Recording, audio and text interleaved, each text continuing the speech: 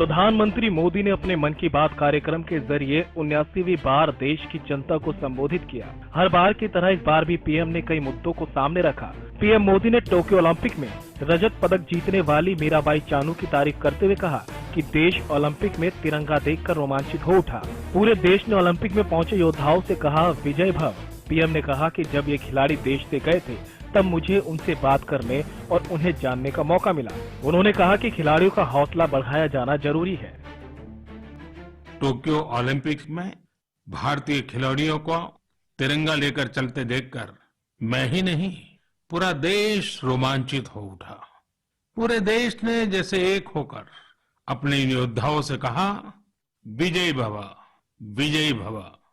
जब ये खिलाड़ी भारत से गए थे तो मुझे इनसे गपशप करने का, उनके बारे में जानने और देश को बताने का अवसर मिला था।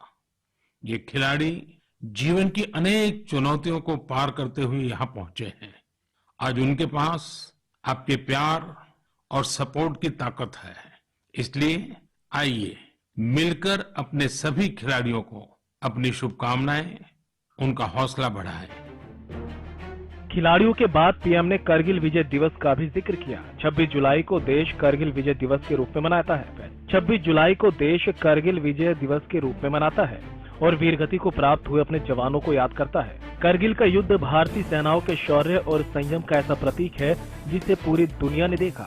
पीएम ने कहा कि मैं चाहूंगा आप कारगिल के रोमांचित कर देने वाली गाथा जरूर पढ़ें।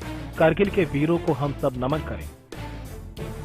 जो देश के लिए तिरंगा उठाता है उसके सम्मान में भावनाओं से भर जाना स्वाभाविक ही है।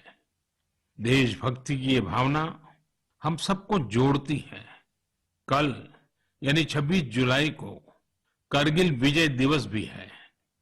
करगिल का युद्ध भारत की सेनाओं के शौर्य और संयम का ऐसा प्रतीक है जिसे पूरी दुनिया ने देखा है। इस बार ये गौरवशाली दिवस भी अमृत महोत्सव के बीच में मनाया जाएगा, इसलिए ये और भी खास हो जाता है। मैं चाहूंगा कि आप करगिल की रोमांचित कर देने वाली गाथा जरूर पढ़ें। करगिल के वीरों को हम सब नमन करें। पीएम मोदी ने स्वतंत्रता दिवस का भी जिक्र किया। पीएम ने कहा कि इस 15 अगस्त को देश आजादी की 75वीं सालगिरह मनाएगा। देश को आजाद हुए 75 साल पूरे हो गए हैं। इस दौरान राष्ट्रगान को लेकर 15 अगस्त को अनोखा प्रयास किया जाएगा। पीएम ने कहा कि संस्कृति मंत्रालय की कोशिश है कि इस दिन ज्यादा से ज्यादा भारतवासी मिलकर राष्ट्रगान गाएं। इसके लिए एक राष्ट्रगान.in वेबसाइट भी बनाई गई है। इस बार 15 अगस्त को देश अपनी आजादी के 75वें साल में प्रवेश कर रहा है। ये हमारा बहुत बड़ा सौभाग्य है कि जिस आजादी के लिए देश ने सदियों का इंतजार किया, उसके 75 वर्ष होने के हम साक्षी बन रहे हैं। इसी के साथ पीएम ने अमृत महोत्सव का भी जिक्र किया। पीएम ने कहा कि आपको याद होगा आजादी के 75 साल मनाने के लिए 12 मार्च को बापू के साबरमती आश्रम से अमृत महोत्सव की शुरुआत हुई थी। इसी दिन बापू की दांडी यात्रा को भी पुनर्जीवित किया गया था। आपको याद होगा आजादी के 75 साल मनाने के लिए 12 मार्च को बापू के साबरमती आश्रम से अमृत महोत्सव की शुरुआत हुई थी। इसी दिन बापू की दांडी यात्रा को भी पुनर्जीवित किया गया था। तब से जम्मू कश्मीर से लेकर पुडुचेरी तक, गुजरात से लेकर पूर्वोत्तर तक देश भर में अमृत महोत्सव से जुड़े कार्यक्रम चल रहे हैं। ऐसा ही एक आयोजन इस बार 15 अगस्त को होने जा रहा है। ये एक प्रयास है राष्ट्रगान से जुड़ा हुआ।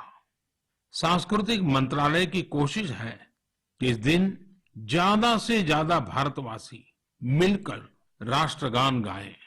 इसके लिए एक वेबसाइट भी बनाई गई है, राष्ट्रगान.in। इस वेबसाइट की मदद से आप राष्ट्रगान गाकर उसे रिकॉर्ड कर पाएंगे, इस अभियान से जुड़ पाएंगे। मुझे उम्मीद है आप इस अनोखी पहल से जरूर जुड़ेंगे।